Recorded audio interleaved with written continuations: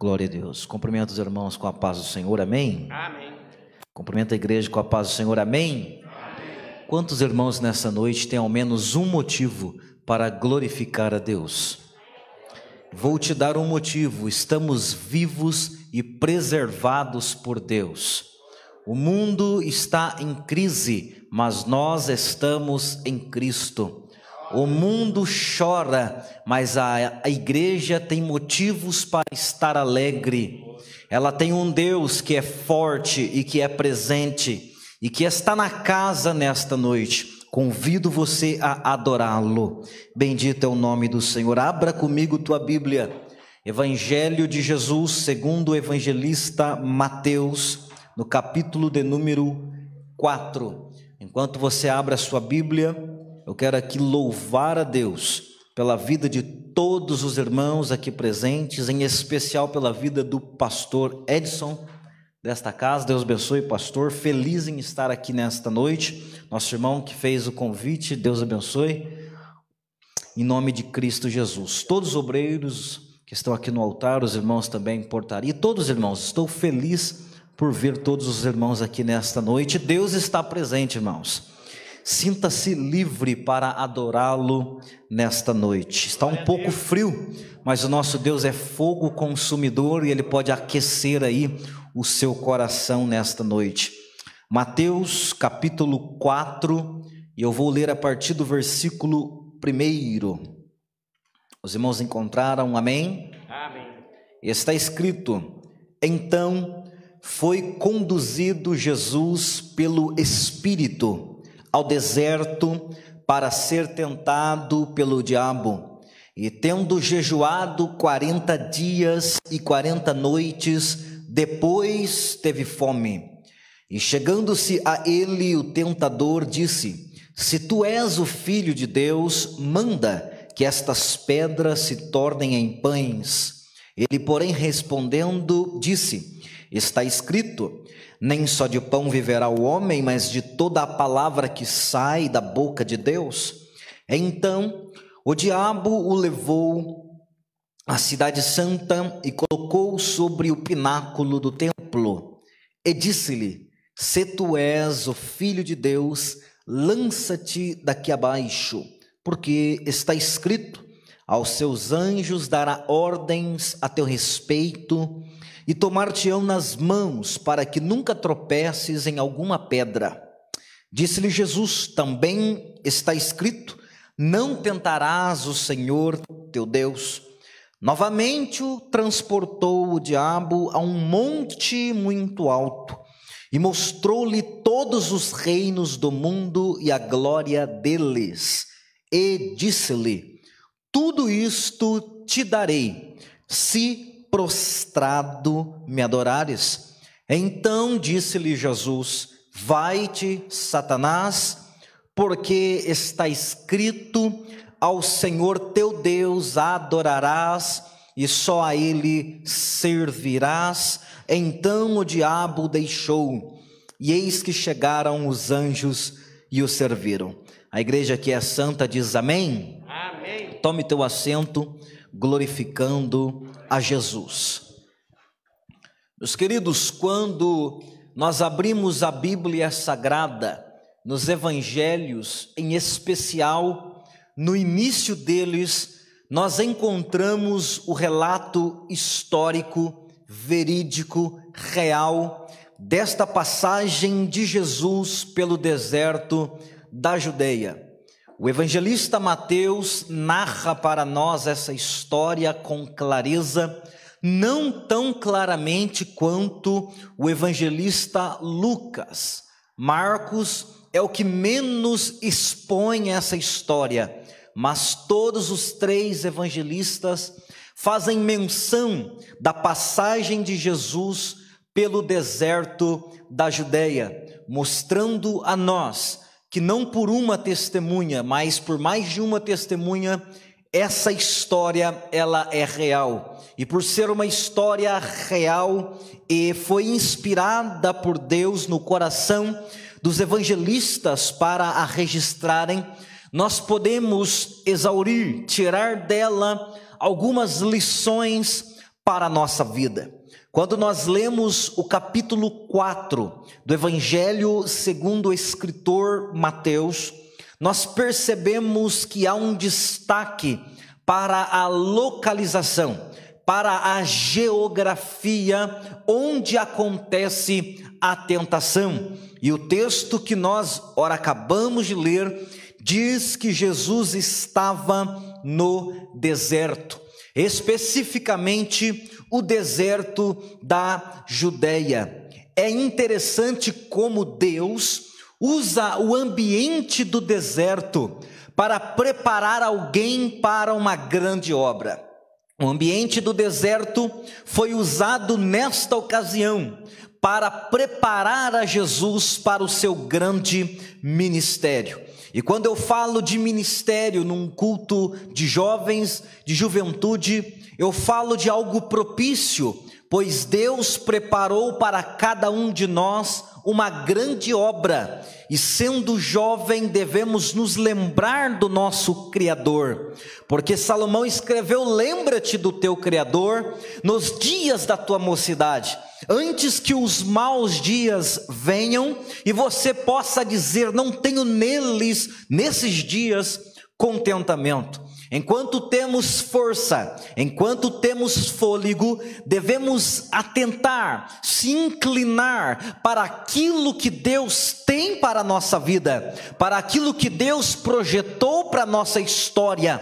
É por isso que, por exemplo, o apóstolo Paulo escreve e diz: dizei a Arquipo, atenta para o ministério que recebestes no Senhor, para que o cumpras. Este versículo expõe algumas verdades. A primeira: o ministério que Deus te deu, você recebeu pelas mãos do Senhor. A segunda: devemos atentar para isso por um objetivo, para que possamos o cumprir. Quem aqui tem uma chamada de Deus? Você tem uma chamada de Deus? Você tem um ministério? Então atenta para esse ministério, porque você não recebeu da mão do homem, você não recebeu da mão do ministério no sentido humano, no sentido institucional, mas você recebeu uma chamada de Deus e você tem um compromisso com essa chamada. Então atenta para o ministério que recebestes no Senhor, para que o cumpras. Glória ao nome do Senhor. Todo aquele que tem uma grande chamada, um grande ministério, uma grande responsabilidade, será preparado por Deus. E Deus tem o costume de utilizar o deserto, o ambiente do deserto. Quando nós olhamos para a Bíblia Sagrada, nós percebemos que Deus usou o deserto para preparar grandes homens de Deus. E eu quero citar nessa noite, antes de entrar propriamente no texto, 2 profetas de Deus, 2 servos de Deus, que Deus os preparou no deserto. O primeiro foi Moisés, e todos nós conhecemos a sua história, eu não preciso narrá-la toda aqui. A igreja sabe muito bem que Moisés passou os primeiros 40 anos na terra do Egito. Era para ser 40 anos de escravidão para a vida de Moisés, mas Deus o pôs no palácio e Deus o fez como um príncipe na casa de Faraó. Estes primeiros 40 anos Deus trabalhava na cultura com Moisés. Mas o tempo vai passar e a vida de Moisés terá uma grande reviravolta. Ele vai sair então do palácio do faraó e vai fugido para a terra de Midian. Ele vai também para os desertos e uma segunda fase vai se iniciar na vida de Moisés. 40 anos ele vai ficar ali na terra de Midian, e a Bíblia vai dizer que ele vai apacentar ovelhas que não são suas. Ele vai apacentar as ovelhas do seu sogro Jetro ou Reuel. Você pode observar tudo isto no livro do Êxodo. E este período de 40 anos, nesta segunda fase da vida de Moisés, É um processo preparatório. Deus estava preparando Moisés, porque Deus colocou ele no deserto, para que ele fosse se habituando, pois depois deste período, ele ainda passaria outros 40 anos no deserto. Porque é que Deus colocou Moisés para apacentar ovelhas que não são suas? Porque um dia Moisés seria pastor de um outro rebanho, muito maior, diferente e mais complicado. Moisés apacentaria a nação de Israel em nome do Senhor, por 40 anos no deserto, que seria a sua terceira fase na sua vida. Irmão, perceba que primeiro Deus, ele prepara Moisés no deserto, 40 anos, para depois pô-lo na direção da nação de Israel, para conduzi-los à terra de Canaã. Perceba que Deus primeiro prepara, depois usa. Deus primeiro forma, depois ele trabalha através da pessoa. Primeiro o Senhor trabalha na pessoa e depois o Senhor trabalha através da pessoa. Primeiro é na, depois é pela, oh glória. Primeiro é na vida e depois é através daquela vida. Eu vim dizer para alguém aqui nessa noite que está vivendo este período, que é o período do deserto. Deus está trabalhando primeiro em você, porque depois que ele trabalhar em você, ele vai poder trabalhar através de você. Alabarassai, Gnarabadu, Zemaia, Faia, Sovia, Decamanto e Assem. Primeiro ele trabalha na sua vida, para depois trabalhar através da sua vida. E assim foi com Moisés. Mas não foi apenas Moisés que encarou o período do deserto. A Bíblia vai dizer a respeito de um outro profeta, que segundo o testemunho de Jesus, foi o maior profeta, o maior homem nascido de mulher do Antigo Testamento. Você sabe que eu estou falando de João Batista. João Batista não fez fogo descer do céu como Elias fez.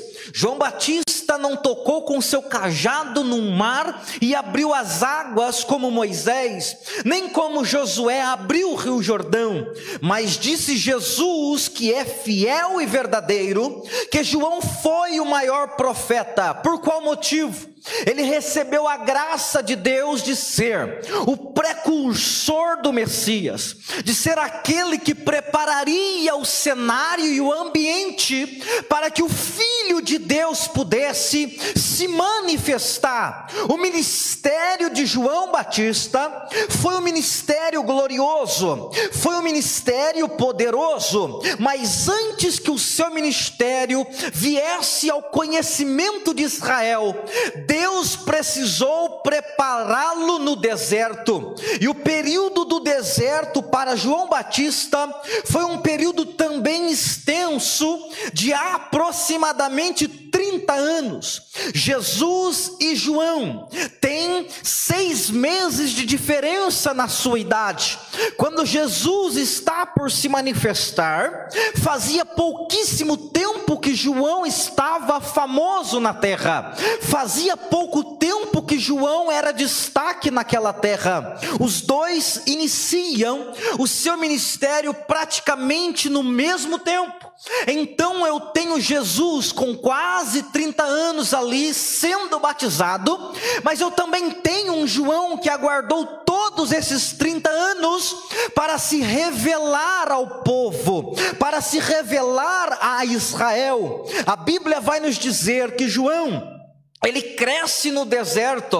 A Bíblia vai dizer que João passa a sua infância no deserto. A Bíblia vai dizer que João passa a sua juventude no deserto. E Deus está preparando ele. Entre os essênios, ele começa a aprender como servir a Deus melhor. Sacerdotes fiéis que estavam espalhados nos desertos como nômades. E ali João Batista está aprendendo a servir a Deus melhor. Oh glória!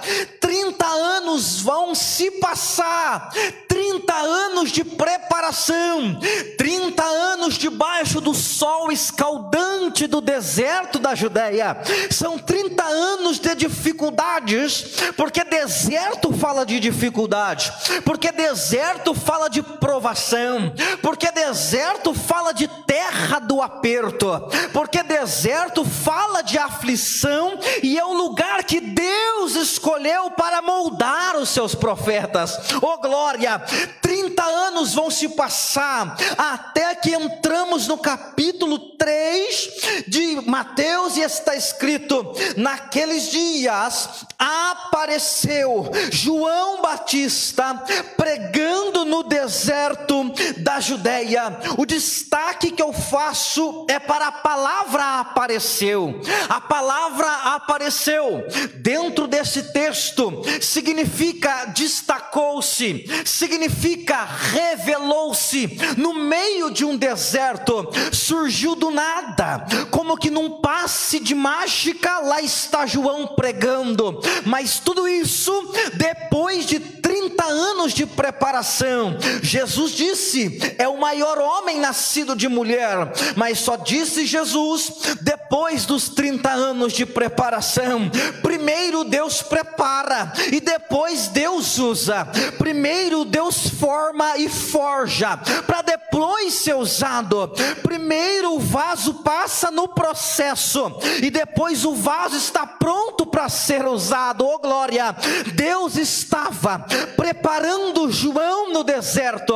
Eu quero aqui dizer para alguém que está vivendo uma fase tão terrível e tão difícil, que está se dizendo consigo mesmo: Senhor, qual será o tempo do meu deserto? Qual será o tempo deste aperto? Qual será o tempo desta prova? Eu vim dizer para você: será o tempo necessário para Deus forjar a sua vida, será o tempo necessário para Deus preparar você para o ministério, será o tempo necessário para Deus dizer: agora eu estou aprovando, já está pronto para eu usar. Deus vai usar grandemente, mas primeiro tem um deserto. Eu quero aplicar isso para a tua vida. Talvez você veio aqui nessa noite vivendo o teu deserto, está difícil a tua prova, vai andando, vai caminhando, vai seguindo, vai progredindo, vai crescendo, vai sendo forjado, porque depois do deserto, o melhor de Deus para a tua vida vai ter que chegar. Vai chegar um momento que vão dizer: e apareceu irmãozinho fulano de tal pregando, porque é o tempo de Deus. E apareceu a irmãzinha cantando, porque é o tempo de Deus. Depois do deserto tem novidade de Deus para a tua vida. É só um processo preparatório. E só para eu saber que a igreja está comigo, deixa eu ouvir o glória a Deus da igreja nessa noite. Aleluia! Glória a Deus! Oh glória! Jesus precisa também de um processo preparatório antes do início do seu ministério. E esse processo vai se desencadear logo depois do seu batismo. No capítulo 3, Jesus vai ao encontro de João. E a Bíblia vai dizer que João está batizando no Rio Jordão. A Bíblia vai dizer que Jesus chega-se no Jordão e diz a João: eu vim para ser batizado. João diz: eu preciso, eu careço, eu tenho a necessidade de ser batizado pelo Senhor, e o Senhor vem a mim para que eu possa batizá-lo. João, convém a nós cumprir toda a justiça, convém a nós cumprir todo o desígnio, todo o propósito de Deus. João concorda e mergulha Jesus nas águas do Jordão. O sobrenatural de Deus vai se manifestar. Diz a Bíblia Sagrada que ouviu-se uma voz dos céus que dizia: este é o meu filho amado, a quem a minha alma o compraz, a quem a minha minha alma se alegra, Deus dá um brado e todos podem ouvi-lo nas nuvens do céu. Este aí que está sendo mergulhado, este aí que está sendo batizado, este é o meu filho e eu me alegro nele. Mas um outro sinal sobrenatural se manifesta nesse texto, nesse contexto. Diz a Bíblia Sagrada que se abriram os céus e o Espírito de Deus foi visto por João, descendo sobre a cabeça de Jesus como uma pomba. Desceu sobre Jesus e o ungiu. Jesus aqui, ele é cheio do Espírito Santo. Jesus aqui, ele é ungido pelo Espírito Santo para o seu ministério. Jesus, quando desceu do céu, a Bíblia vai dizer, através do apóstolo Paulo, que Jesus se despiu da sua glória, que Jesus se despiu do seu poder, Jesus se despojou. Imagine o poder, vou dar um exemplo aqui, como uma capa. Ele tirou a capa do seu poder e deixou na mão do seu pai e disse: Pai, eu desço, mas desço como homem, despojado de poder. Agora Jesus vem e precisa operar todo o milagre do seu ministério. Aí alguém diz: operou e operava porque era Deus. Na verdade sim, mas também na verdade não, pois Jesus opera todos os milagres, todas as façanhas do seu ministério, justamente por causa da unção do Espírito Santo, que aqui desce sobre ele. Onde está escrito isso, irmão Max? Está escrito na Bíblia, Isaías capítulo 61, o Espírito do Senhor Jeová me ungiu, e me ungiu para pôr em liberdade os cativos, para curar os quebrantados de coração, para sarar o coração contrito, e também para apregoar o ano aceitável do Senhor. É a unção do Espírito que vai capacitar Jesus para a obra do ministério. Porque é que os evangelistas não tiveram interesse de narrar a vida de Jesus antes dos 30 anos, a não ser o nascimento e o evento dos 12 anos. Ora, Jesus não fez milagres, Jesus não operou nada. O que se diz são histórias seculares e apócrifos. Jesus aguardou até a data certa para iniciar aquilo que Deus tinha para a sua vida. E agora, na unção do Espírito Santo, ele estava sendo preparado para qual objetivo? Poder cumprir toda a obra de Deus na sua vida. E diz Atos dos Apóstolos, Jesus andou por aí na virtude do Espírito Santo, curando as moléstias, curando as enfermidades e pondo em liberdade os cativos. Oh glória! Mas tudo isso, a glória desse ministério revelou-se na vida de Jesus. Mas antes de tudo isso, tinha um deserto para ele. Jesus também passaria pelo aperto do deserto, como Moisés, como João Batista e como você. Jesus também passou pelo seu deserto, Jesus também passou pela sua prova, Jesus também passou pelo processo preparatório de Deus, Jesus também passou na moenda.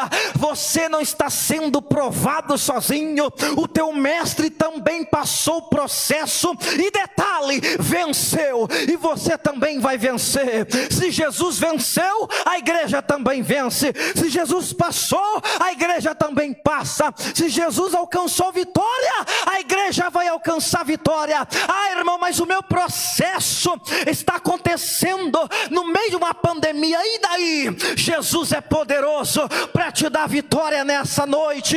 Arabadora sergedai, ele passou no processo e você vai passar também. Oh glória! Jesus vai encarando o seu processo, e o texto que li diz que então, depois do batismo, depois que o Espírito Santo desce, foi conduzido Jesus pelo Espírito Santo ao deserto para ser tentado pelo diabo, não perca o que eu vou dizer aqui por nada, não perca por nada. Perceba o texto, Jesus foi conduzido pelo Espírito Santo ao deserto para ser tentado pelo diabo. Existe dentro deste versículo 3 personagens: primeiro, Jesus; segundo, o Espírito Santo; terceiro, o diabo. Existe dentro deste versículo 2 expressões maravilhosas: a primeira, conduzido; a segunda, tentado. 2 expressões poderosas, relevantes para nós nessa noite. Primeiro, conduzido; a segunda, tentado. O que significa condução? O que significa ser tentado? Por exemplo, hoje, ao vir para cá, nosso irmão Alexandre me conduziu até aqui. Eu não sabia onde era a igreja, mas ele me trouxe aqui nessa noite. Eu vim guiado por ele, vim por ele conduzido. O que significa condução? Significa levar, significa guiar. Irmão, por favor, me ajuda aqui, deixa eu ilustrar para a igreja. Eu vou conduzir o varão aqui, até abaixo do altar. Perceba comigo, isso é condução, é levar, é conduzir, é guiar pelo caminho. E o Espírito Santo vai conduzir a Jesus. Para onde que vai conduzir? Vai conduzir para o deserto. Lá vai o Espírito Santo, levando Jesus, oh glória, levando ele para o deserto. Amém, profeta? Levando ele para o deserto. Isso é condução, é pegar na mão e ir junto. Vai lá vai os dois, lá vai os dois. Mas tem um objetivo: quando chegassem no deserto, Jesus seria tentado, não pelo Espírito Santo, não por Deus, porque está escrito: Deus a ninguém tenta. Deus não tenta ninguém, mas o diabo tentaria Jesus por um período de 40 dias. Não, irmão, o texto diz que o diabo tentou depois do 40. Sim, aqui em Mateus, mas em Lucas diz que o diabo tentou Jesus por um período de 40 dias. E depois dos 40, essa tentação específica aqui, que está registrada com clareza, vai acontecer. Então Jesus vai ser tentado por um período de 40 dias e 40 noites, mas conduzido pelo Espírito Santo. É interessante como a Bíblia, ela é dinâmica, como a Bíblia, ela é poderosa. Jesus vai para o deserto conduzido pelo Espírito, e lá ele é tentado pelo diabo. O diabo tenta, mas o Espírito Santo o conduz.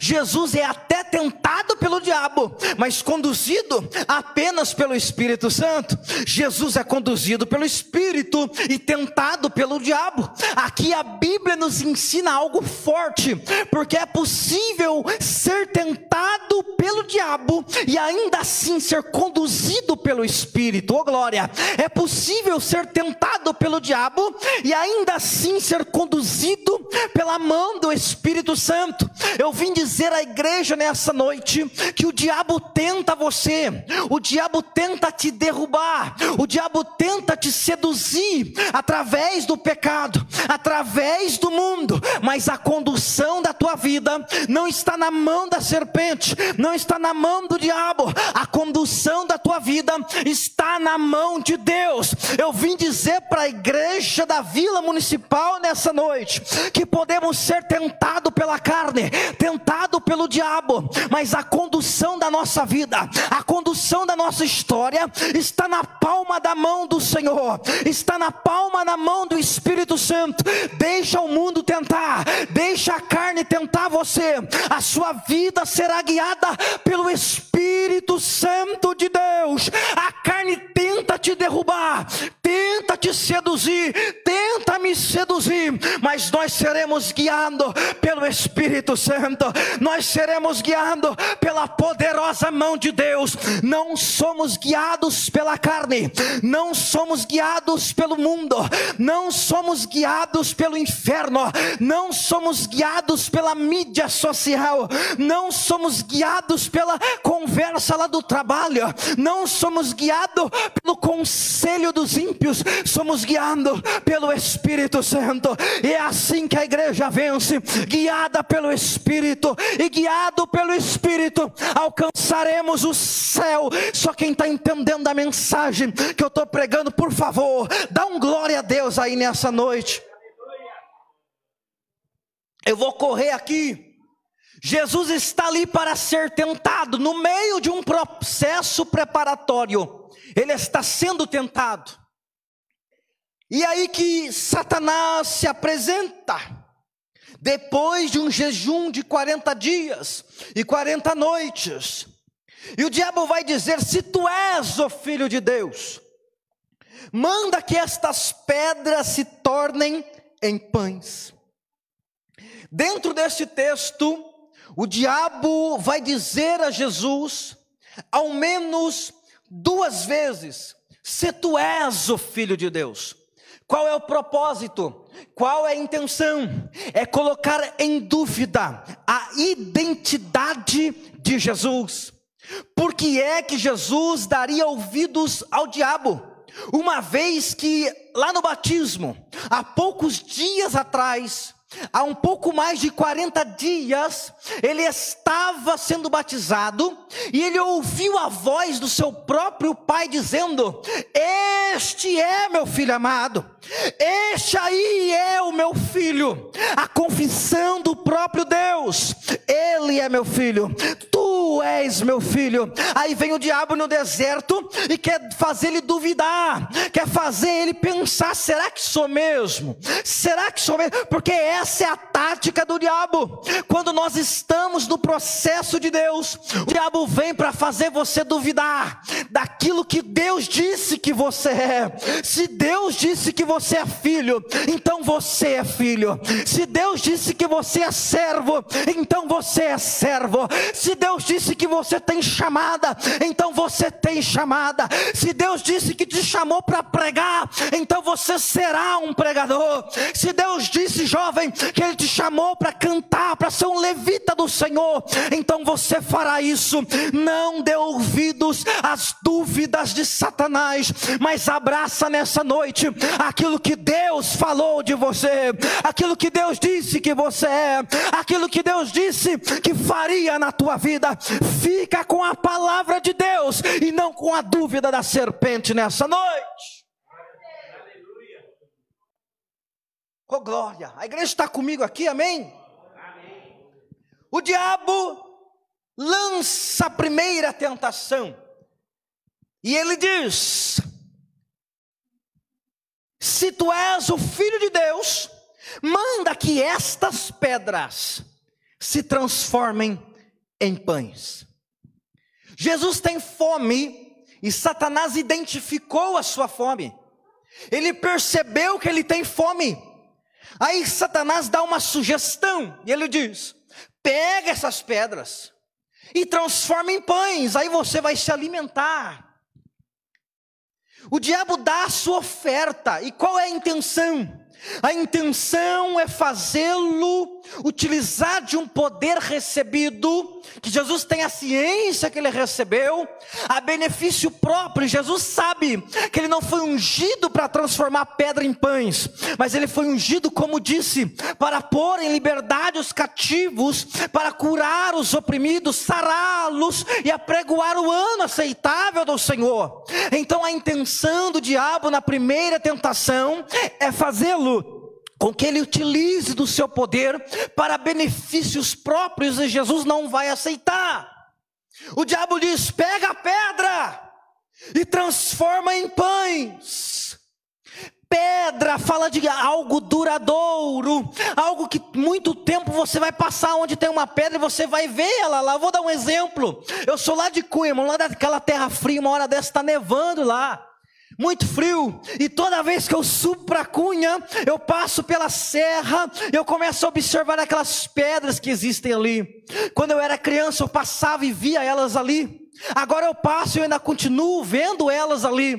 Talvez eu envelheça, e quando passar é possível que elas estarão lá ainda, porque pedra fala de algo duradouro, algo que passa o tempo e permanece lá. E pão fala de comida perecível, daquilo que passa rápido. Se Jesus pega uma pedra que há muitos anos estava ali no deserto e transforma em pão, daqui a pouco aquilo ali já não existia mais. O que o diabo está fazendo? Ele está fazendo, pega aquilo que é duradouro, pega aquilo que demora, aquilo que é para sempre, e transforma em algo passageiro. Troca o duradouro pelo passageiro. Essa é a tática do diabo. Troca aquilo que é eterno por aquilo que passa. Troca aquilo que é importante por aquilo que não é importante. Troca aquilo que serve por longo tempo por aquilo que dura apenas um momento. Deixa eu aplicar. Troca o ministério por um momento de aventura. Troca o chamado pelos prazeres da carne. Deixa eu dizer uma coisa: o mundo passa e a sua concupiscência, mas aquele que faz a vontade de Deus, este permanece para sempre. Ei, igreja da Vila Municipal, deixa eu dizer nessa noite: se nós abraçarmos o pão perecível, daqui a pouco teremos fome de novo. Mas se nós abraçarmos essa pedra, oh glória, essa pedra que representa as coisas duradouras de Deus, nós permaneceremos com a dabarácia, labarusque, lemandrio, céuia. Nós permaneceremos eternamente. Nessa noite eu vim dizer para a igreja: não troca o duradouro pelo passageiro, não troca o invisível pelo visível, não troca o grandioso, o eterno, o poderoso por um momento de prazer na terra. Ei, juventude, não troca Deus por aquilo que Deus tem para a tua vida. Urace, não troca o mundo por aquilo que Deus tem na sua vida. Não troque a Deus por aquilo que o mundo pretende dar para você. Não, o diabo faz as suas ofertas, mas nós ficaremos com a palavra que Deus já falou para nós. Fica de pé comigo em nome de Jesus. Eu quero encerrar nessa noite. Glória a Deus. Na segunda tentação, oh glória, na segunda tentação, o diabo levou Jesus para o pináculo do templo e disse: lança-te daqui abaixo, porque também está escrito: Deus dará ordem aos seus anjos para que te guardem, para que você não tropece. E Jesus novamente vence o diabo com a palavra: está escrito, não tentarás o Senhor teu Deus. Mais do que isso, o diabo insiste e diz a Bíblia: então o levou a um alto monte e mostrou-lhes no momento de tempo todos os reinos da terra e a glória deles. Primeiro, o diabo leva Jesus para o pináculo do templo, lugar alto. Segundo, o diabo leva Jesus para um alto monte. As duas tentações acontecem em um lugar alto. O diabo tem a intenção de levar o homem ao alto. Mas qual é o objetivo final? Eu vou dizer para você qual é o objetivo final. Quando ele está no alto, diz a Bíblia Sagrada, que o diabo olha para Jesus e diz assim: pastor, tudo isso que eu estou te mostrando, te darei, se prostrado me adorares. Qual é a intenção do diabo? Leva o homem para o alto, mas no final, o homem está prostrado. Para prostrar o homem, o diabo leva às alturas. Mas Deus não é assim. Deus nunca te levará no alto para te prostrar, mas Deus sempre te levará aos lugares baixos para te exaltar, para te erguer, para glorificar o nome dEle na tua vida. E assim eu encerro essa palavra nessa noite, amém? Posso orar, pastor? Ore comigo nessa noite. Senhor, obrigado, ó Pai, por esta palavra. E aqui está a tua igreja posta, ouvindo a tua mensagem. Senhor, eu tenho o objetivo, Senhor, de entregar tudo que o Senhor me mandou entregar. Nesta noite, abençoa teu povo, agracia teu povo e os enche com teu poder. Pai, que esta palavra faça calar no seu coração e que o teu Espírito, meu Pai, ilumine a cada coração na compreensão da boa palavra do Senhor. Obrigado, meu Deus, por esta noite e por esta palavra. Amém?